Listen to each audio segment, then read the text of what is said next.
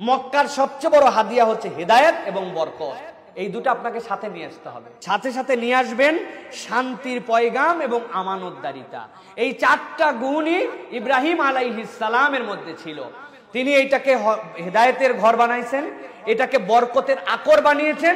এমন বরকতের বরকত, খানায় কাবা ছাড়া দুনিয়ার কোথাও যদি এই 10 লক্ষ লোক 7 দিনের জন্য একত্রিত হতো, 2 লক্ষ লোক কলেরা, ম্যালেরিয়া এইগুলো হয়ে মরে যেত। বলবেন কিভাবে? খানায় কাবা একমাত্র ওই জায়গা যেখানে কোনো সিজন নাই, সেখানে কোনো শীত নাই, গ্রীষ্ম নাই, বসন্ত নাই, হেমন্ত নাই, বর্ষা নাই, 12 মাস একই ওয়েদার। কিছু বৃষ্টি হলে 1 ঘন্টার মধ্যে আবার পূর্বের ওয়েদারে ফেরত চলে গেল। 10, 20, 30 লক্ষ লোক থুতু ফেলতেছে। ওইখানে যদি ওটা জার্মিনেট হতে পারতো, ওটা যদি ব্যাকটেরিয়ায় রূপান্তর হতে পারতো আমাদের দেশের মতো, তাহলে মানুষজন ডায়রিয়া হয়ে মরে যেত, এই থুতু দিয়ে মানুষ শেষ হয়ে যেত। কিন্তু ওইখানে ব্যাকটেরিয়ায় রূপান্তর হতে পারে না, ছত্রাকে আস্তে করে নিজেকে ছড়াতে পারে না, আস্তে শুকায় শেষ হয়ে যায়। কারণ আর্দ্রতাটা বিশাল, ওই জায়গাতে কিচ্ছু নাই, জলীয় বাষ্পই নাই। আপনার এহরামের কাপড় বাংলাদেশ থেকে পরে মক্কা পর্যন্ত পৌঁছাতে একটা ময়লা, আর বাকিটা পুরো হজের সফরে ময়লা হবে না, কারণ লাগতে পারে না আপনার ওই জায়গায়। তো আল্লাহ রাব্বুল আলামিন বরকতের জায়গা দিয়েছেন। যাওয়ার পরে দেখবেন জাপানের গাব পর্যন্ত পাবেন, যেই ফল জীবনে কোনোদিন দেখেন নাই ওই ফলও ওখানে পাবেন। আর একটু ঠান্ডা মাথায় কল্পনা করবেন, আল্লাহ যদি বরকত না দিত, ঢাকা শহরে কলসি মিছিল হয়, 3 দিন পরে ঝাঁটা মিছিল হয়, চৈত্র মাসে পানি পাচ্ছি না, আমরা ওয়াসার থেকে পানি সার্ভিস পাচ্ছি না, হয় না ভাই?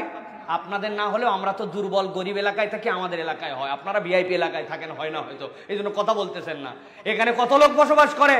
এখানে না আপনি ঘোষণা দিয়েছেন মাত্র 24 ফিট খুললেই পানি পাওয়া যায়।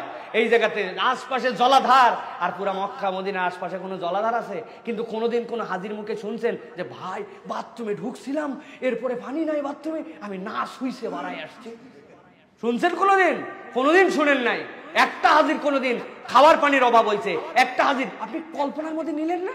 এক্সট্রা এখানে 40 লক্ষ লোক, আর হজ ম্যানেজমেন্টের জন্য আরো 10 লাখ লোক, এই 50 লক্ষ লোক। একটা ফ্ল্যাশ করলে 3.5 লিটার পরিমাণ, 4.5 লিটার পরিমাণ ফ্ল্যাশের মধ্যে বাথরুমের পানি থাকে। ওর মধ্যে একবার বাথরুম করলে নিজের খরচ তো আছে 4.5 লিটার করে, 40 লক্ষ দিয়ে বাড়িতে যায় গুণ দিয়ে। একটা মানুষ ডেলি যদি 5 বার ব্যবহার করে কত ট্রিলিয়ন টন পানি শেষ করে।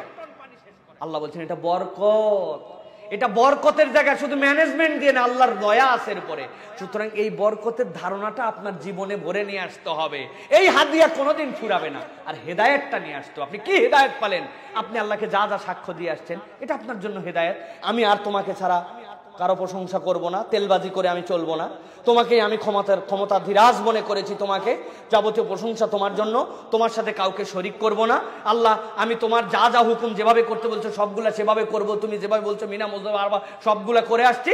তা আপনি হেদায়েত ধারণ করে নিয়ে আসছেন। এখন এটা কি করতে হবে? শান্তির এই বার্তা আর এই আমানতদারিটা আপনাকে ছড়ায় দিতে হবে। আপনি আমানতদার, আপনি শান্তির বার্তার বাহক। এখন আপনি মানুষের কাছে এই কথা বলেন।